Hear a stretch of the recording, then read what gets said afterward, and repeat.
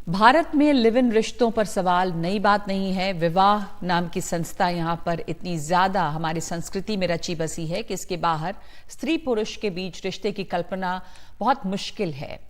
लेकिन हमारी संवैधानिक संस्थाएं भी कई ऐसे पूर्वाग्रहों की मारी दिखाई देती हैं और इससे हैरानी होती है। ताजा मामला है छत्तीसगढ़ हाई कोर्ट का, जिसने लिव इन रिश्तों को कलंक बताया है। कोर्ट के मुताबिक ये पश्चिम से आई हुई धारणा है, ये भारतीय रीति रिवाजों के खिलाफ है। दरअसल मामला एक लिव इन रिश्ते से पैदा हुए बच्चे की कस्टडी का था। पिता ने बच्चे का अधिकार हासिल करने के लिए कोर्ट में अर्जी दी। 2 जजों की बेंच ने कहा कि किसी शख्स के लिए लिव इन रिश्ते से बाहर आना आसान है, ऐसे में छूटे हुए शख्स की तकलीफ को हम अनदेखा नहीं कर सकते और इस रिश्ते से पैदा संतानों को लेकर भी आंखें बंद नहीं कर सकते।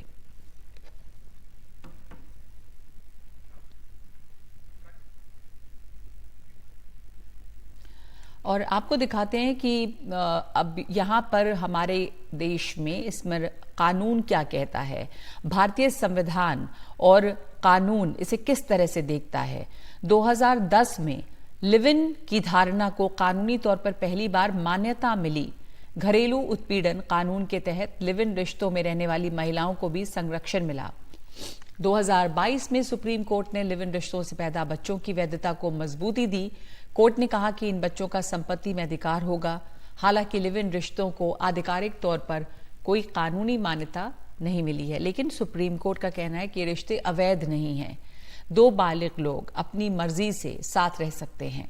इधर उत्तराखंड में जब समान नागरिक संहिता का कानून आया, उसमें लिव इन रिश्तों को मान्यता है, लेकिन कहा गया है कि लिव इन जोड़ों को 1 महीने में ही अपना रजिस्ट्रेशन कराना होगा, जिसे लेकर काफी आपत्ति भी उठी थी कि फिर लिव इन का मतलब क्या है, इसका फायदा क्या है। लेकिन आज जो यहाँ पर छत्तीसगढ़ में हाई कोर्ट ने कहा, उस पर समझने के लिए, उस पर टिप्पणी के लिए लोगों के रिएक्शंस क्या हैं, हमारे साथ जुड़ी हैं रेखा अग्रवाल जो वकील हैं सुप्रीम कोर्ट में, और डॉक्टर रंजना कुमारी निदेशक हैं सेंटर फॉर सोशल रिसर्च, सामाजिक कार्यकर्ता हैं। रेखा अग्रवाल जी, सुप्रीम कोर्ट ने 2010 में क्या कहा, उसके आगे क्या कहा, ये हमने अभी बताया है, लेकिन उसके बावजूद ये सवाल एक उठता है कि वैधता तो उसको दी है, ये कहा है कि अवैध नहीं है रिश्ता, पर इस पर कुछ कानून नहीं है एक तरह से। लेकिन बच्चे जो लिव इन रिलेशनशिप से अगर हैं तो उनको संपत्ति में अधिकार मिलता है। ये सब जब सुप्रीम कोर्ट ने कहा किया, उसके बाद से लिव इन रिलेशनशिप को किस तरह की वैधता मिली है समाज में कानूनी तौर पे? देखिए, अगर सामाजिक तौर के ऊपर बात करें तो एक नैतिकता का जो प्रश्न है, समाज के साथ साथ नैतिकता का बहुत बड़ा प्रश्न उठ जाता है। और हमारे देश में खास करके जहां पर हम अपनी खास अगर हिंदू सभ्यता की बात करते हैं तो विवाह को एक पवित्र रिश्ता माना जाता है। और जो भी लोग, जैसे कोई युवा दंपति लोग हैं जो शादी नहीं करते पर सिर्फ एक साथ साथ रहते हैं, तो समाज उसको बहुत अच्छी दृष्टि से नहीं देखता और उसको एक अनैतिकता का जो जामा है वो पहनाया जाता है। वो एक चीज है। साथ साथ विवाह करना कितना जरूरी है कितना नहीं है, ये एक इंडिपेंडेंट पुरुष या महिला का अपना अधिकार है सोचने का कि क्या हम विवाह के संबंध के अंदर जुड़ना चाहते हैं कि नहीं चाहते, क्योंकि उसके साथ में बहुत सारी जिम्मेदारियां हो जाती है, सामाजिक जिम्मेदारियां, नैतिक जिम्मेदारियां, कानूनी जिम्मेदारियां। इसीलिए जो लिव इन का जो एक कॉन्सेप्ट है, यानी कि विवाह नहीं करना पर साथ साथ रहना, ये हमारे देश के अंदर अगर था भी, अगर कुछ लोग अगर करते भी थे तो बहुत ओपनली नहीं आया था, लोग उसको दबे दबे छिपे छिपे करते थे। परंतु जब इस तरह का जैसे समाज ने प्रोग्रेस करी और लोगों ने खुल के इस बात को बोलना स्टार्ट कर दिया कि हम लिव इन में रह रहे हैं साहब, हम शादी नहीं करना चाहते, तो कोर्ट्स के अंदर उसके अंदर इंटरवीन करना पड़ा। देखिए, लिव इन रिलेशनशिप का मतलब ये नहीं है कि जो जो पुरुष और महिला उस लिव इन रिलेशनशिप के अंदर है उनका कोई कानूनी अधिकार नहीं है एक दूसरे के प्रति, ऐसा नहीं है। सुप्रीम कोर्ट ने अपने फैसले के अंदर जो पीछे जिसका आपने जिक्र किया और हाल ही में जो छत्तीसगढ़ का भी फैसला बता रहे हैं, ये सारे रिश्ते एक बात को क्लियर करते हैं कि कानून के ऊपर कोई भी नहीं है। कानून कहीं पर भी ये इजाजत नहीं देता कि आप ये लिव इन का जामा पहन के अपनी जिम्मेदारियों से भाग सकते हैं। तो खास करके जब 2005 के अंदर घरेलू हिंसा कानून आया था, वो भी ऐसे रिश्तों को सुरक्षा देने के लिए आया था जहां पर कोई भी महिला जो है, अगर उसके साथ कोई पुरुष कोई अत्याचार करता है, चाहे शारीरिक करता है, चाहे मानसिक करता है या कोई आर्थिक तरीके से करता है, सिर्फ ये कह के भागना चाहते हैं अपनी जिम्मेदारी से, कह के कि तुम मेरी पत्नी नहीं हो, मैंने तुम्हारे साथ शादी नहीं करी, तुम सिर्फ मेरी एक लिव इन पार्टनर हो। तो इसलिए ओवर द इयर्स, ये अगर 2005 की बात करें जब भी पहली बार ये कानून बना था घरेलू हिंसा का, जी जी और आज हम 2024 में है, तकरीबन 20 साल निकल गए।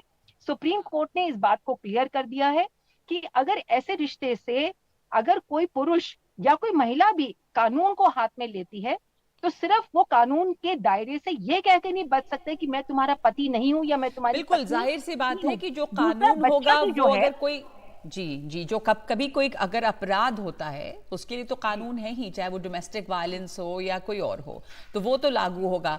अब आप मैं ये समझना चाह रही थी, आपने कहा कि कोर्ट ने इंटरवीन किया इसलिए भी क्योंकि महिलाओं की सुरक्षा को लेकर भी इंटरवीन किया था कोर्ट ने कि जो लिव इन पार्टनर है उनकी अधिकार क्या हुआ। पर अब इसके ऊपर कानूनी पोजीशन क्या है? अगर 2010 में लिव इन की धारणा को कानूनी तौर पर मान्यता मिलती है, उसके बाद छत्तीसगढ़ में भी हाई कोर्ट जिस तरह की टिप्पणी करता है, उस पर आपको आश्चर्य या हैरानी होती है कि मान लीजिए कि समाज में बहुत स्वीकृति ना हो, बट क्या एक इंस्टीट्यूशन के तौर पे कानून में से इस तरह की बात करना आपको आश्चर्यजनक लगता है कि ये कोर्ट को इस तरह की टिप्पणी जो की है आज कोर्ट ने? देखिए इसके ऊपर कमेंट करना अभी सही नहीं होगा, क्योंकि ये कानूनी मामला है और कोर्ट का एक जो जजमेंट है तो उसको उसी कानूनी से मैं जी समझना चाह रही थी कि जब जी 2022 में कोर्ट ने लिव इन रिश्तों से पैदा बच्चों को वैधता को मजबूती दी, वैधता दी, जी हाँ ये सुप्रीम जी कोर्ट ने कहा। जी 2010 में लिव इन की धारणा को कानूनी तौर पर मान्यता मिली, रंजना जी, तो फिर आज जब छत्तीसगढ़, यानी कि ये जो सुप्रीम कोर्ट ने कहा उसका जो इम्पैक्ट है वो हमारी लोअर कोर्ट्स पे या सोसाइटी पे बहुत ज्यादा जी नहीं है हुआ है, ये साफ होता है जो छत्तीसगढ़ की कोर्ट ने आज कहा उसे। नहीं, असल में इस फैसले को मैंने बहुत ध्यान से पढ़ा और तीन चार बातें बड़ी अजीब लगी मुझे। एक तो ये कि इसमें जो शादी है वो हिंदू तरीके से है कि उन्होंने स्पेशल मैरिज एक्ट के तहत रजिस्ट्रेशन कराया है और वो मुस्लिम है और पति और पत्नी हिंदू हैं, तो उसको डिफाइन ही नहीं किया इसमें, उन्होंने उसको एक्सप्लेन ही नहीं किया है कि आखिर इस रिश्ते का स्टेटस है क्या। नाम क्या अगर वो जी इसमें स्पेशल मैरिज एक्ट में है तो ये तो शादी है, आपस में शादी हुई है, शादी हो तो गई। फिर ये लिव इन कैसे है? एक बात। दूसरी बात ये कि इसमें बिल्कुल ये स्पष्ट नहीं किया गया है कि जो पर्सनल लॉज हैं, हिंदू पर्सनल लॉज या मुस्लिम पर्सनल लॉज, किस तरह से कौन से किस इस रिश्ते में कैसे डिफाइन किए जा रहे हैं, ये भी हमें इसको पढ़ के पूरी फैसले में नहीं समझ में आया। तीसरी बात, मतलब हमने कई कानून विद लोगों से भी बात की इस पर, क्योंकि तीसरी बात ये कि देखिए इसमें एक बड़ा आसान है कह देना कि वेस्टर्न तरीका है और ये वेस्ट से आया लिव इन रिलेशनशिप और इसलिए हम लोग इसको स्वीकार नहीं करते हैं। लेकिन आप देखिए अभी हमारे जो इस तरह के तमाम पौराणिक जो हमारे किस्से हैं उनमें तमाम लिव इन रिलेशनशिप की बातें आती हैं, एक्स्ट्रा मैरिटल रिलेशन की बातें आती हैं। तो मुझे तो ये लग रहा है कि अजीब सा कुछ बार बार वेस्ट की तरफ उंगली दिखा देना और किसी बात को कह देना कि ये गलत है, जबकि हमारे अपने कानून में स्वीकृति है। जो डोमेस्टिक वायलेंस का कानून है उसमें भी राइट्स दिए गए हैं, लिव इन रिलेशनशिप को रिकॉग्नाइज किया गया और कहा गया कि उसमें भी वायलेंस स्वीकार नहीं किया जाएगा।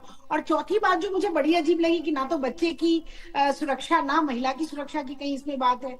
इसमें साफ साफ उन्होंने डिसमिस कर दिया पिटिशन को, पिता के पिटिशन को, कि वो बच्चे की कस्टडी चाहते हैं ताकि वो अच्छी तरह देख रेख कर सके। फिर तो उन्होंने मतलब इसमें ये कहा कि इस और फिर रिश्ते से कलंक पैदा है और कलंक है और ये सब कहना, मतलब मुझे लगता है बिल्कुल समाज की जिस तरह समाज जिस गति से जा रहा है, हमारे न तो न्यायविद उस गति को समझ पा रहे हैं और ना ही हमारे न्यायालय उस तरह की न्याय दे रहे हैं। और इतना एक तरह से आंख कंफ्यूज बंद करना हुआ कि जो बदलाव समाज में आ रहे हैं उसको आप नहीं देखते हुए अगर सिर्फ बता दें कि ये कलंक है और पश्चिम से आया है तो समस्या अगर आपको लगती है तो उससे आंख मूंदना हुआ। दूसरे की जब ये कहते हैं कि रिश्ते से पैदा संतानों को लेकर भी आंखें बंद नहीं कर सकते, तो क्या इसका मतलब निकलता है रंजना जी? क्योंकि कोर्ट ने तो उन बच्चों की वैधता या उनके अधिकारों को लेकर पहले ही बात कही है सुप्रीम कोर्ट ने। असल में तो इस फैसले से ये निहित करना, अगर अगर हमारे सुप्रीम कोर्ट के जजमेंट को ये फैसला ऑनर करता है तो उसको एस्टेब्लिश करना चाहिए था कि पिता की संपत्ति में इस बच्चे का हक होगा, पिता पर इतनी जिम्मेदारी डाली जाएगी कि वो इस तरह का खर्च करे और उस बच्चे की देख रेख करे। मतलब ये सब कुछ छोड़ के सिर्फ उन्होंने कहा, उन्होंने क्लेम किया कि हमको बच्चे की कस्टडी चाहिए क्योंकि हम उसकी देख रेख करना चाहते हैं, और कोर्ट ने कहा कि हम इसको डिसमिस करते हैं क्योंकि ये मुस्लिम और हिंदू विवाह है, मुस्लिम विवाह में बहु विवाह प्रथा है, मतलब और तरह की सब बातें कही गई, लेकिन कहीं भी उस बच्चे की प्रोटेक्शन के लिए, उस बच्चे की राइट्स के लिए कहीं एक लाइन नहीं कही गई, उस महिला की राइट्स के लिए कहीं एक लाइन नहीं कही गई है। तो ये इस तरह के जजमेंट्स अक्सर, और किसी तरह से मैंने बहुत ध्यान से जजमेंट को इसलिए भी देखा कि इस तरह की जजमेंट जो जिले के न्यायालय हैं या राज्यों के हाईकोर्ट से, वहां से आ रहे हैं, और इनका कोई अंततः फिर नुकसान किसका है? उस बच्चे का नुकसान है, उसकी राइट्स के बारे में कोई बात नहीं कही गई यहाँ पर, उस पत्नी का नुकसान हो गया, उस लिव इन रिलेशन। क्योंकि अगर आप मानते हैं कि स्पेशल मैरिज एक्ट के तहत हुई शादी वैध शादी है, तो फिर तो ये वैध शादी थी, इसमें लिव इन कहाँ था? तो ये सारी तो यहाँ पर ये पूरा मामला भी जो है वो थोड़ा सा, जी जी, थोड़ा मामला जो है वो भी उलझा हुआ दिख रहा है। लेकिन जो टिप्पणी है वो कुछ अजीब सी लगी, जिसमें बताया गया कि एक कलंक है ये समाज में, और दूसरे की ये सिर्फ पश्चिम से आया है। तो जैसा आपने कहा रंजना जी कि एक तरह से आंखें बंद करना हुआ इसे लेकर भी कि जो आपके समाज जिस गति से बदल रहा है उस हिसाब से आपके कानून या वो चीजें जो हैं वो बदल रही हैं, कम से नहीं बदल रही है, उनको समझने की कोशिश भी नहीं हो रही है। धन्यवाद आप दोनों का। रेखा अग्रवाल, हाँ जी जी बताइए। नैतिकता के बारे में कोर्ट को ज्ञान देने का कोई उनका जुरिस्डिक्शन नहीं है। कोर्ट को तो सिर्फ कानूनी बातों के ऊपर करना है। कोर्ट अपने ऊपर एक मॉरल जजमेंट नहीं पास कर सकती। बिल्कुल बिल्कुल, तो वही मैं कह रही थी कि कानूनी बात करनी चाहिए थी कोर्ट को, बजाय इसके कहने के कि ये कलंक है। रंजना जी आप क्या कह रही थी?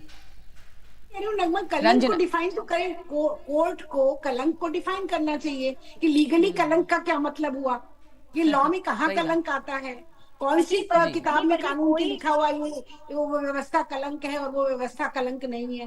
तो ये चीजें कहना एक लूज बातचीत करने जैसा है। जी जी, कोई भी पुरुष और महिला अगर लिव इन रिलेशनशिप में रहना चाहते हैं, उसके अंदर कोर्ट्स का कोई इंटरवेंशन मॉरल जजमेंट पास करने का नहीं है। ये उनकी पर्सनल राइट है, चाहे वो सही कर रहे हैं चाहे वो गलत कर रहे हैं। अगर कुछ क्राइम होता है तो उस हिसाब से उसकी सजा जो है वो पहले ही है कि क्या क्राइम है, डोमेस्टिक वायलेंस या कुछ अगर होता है तो वो किसी के ऊपर भी लागू होता है। आप दोनों का बहुत धन्यवाद। हमारे पास इतना ही समय है इस वक्त इस चर्चा के लिए।